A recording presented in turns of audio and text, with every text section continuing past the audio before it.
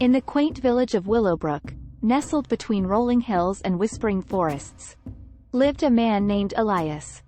Elias was known throughout the village for his unique talent. He was a master at pruning and shaping trees. His most prized possession was a Cottoneaster bonsai, a scrawny sapling that held the promise of greatness.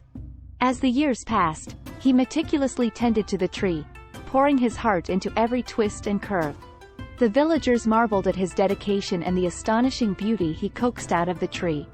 One evening, a traveling merchant passing through the village noticed Elias's extraordinary talent. The merchant offered Elias a small fortune for the Cottoneaster bonsai, but Elias's attachment to the tree was too strong.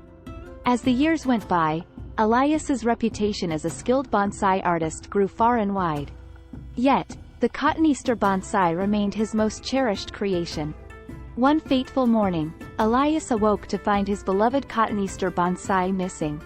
Frantic inquiries throughout the village yielded no clues. Heartbroken and determined, Elias set out on a journey to find his precious tree. His quest took him across vast landscapes and through dense forests. Along the way, he encountered kind strangers who offered him shelter and food. He also faced mysterious riddles that tested his wit. Finally, after months of searching, Elias stumbled upon a magnificent palace nestled in a hidden valley.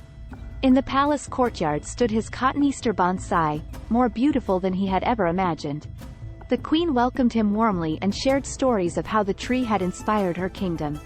Elias realized that the purpose of his journey was not just to find the tree, but to see how his passion and dedication had touched the lives of others. With a heart full of gratitude, Elias returned to Willowbrook, leaving his Cottoneaster bonsai in the capable hands of the queen. The village welcomed him back with open arms, and he continued his work, creating breathtaking bonsai trees that carried the spirit of his journey.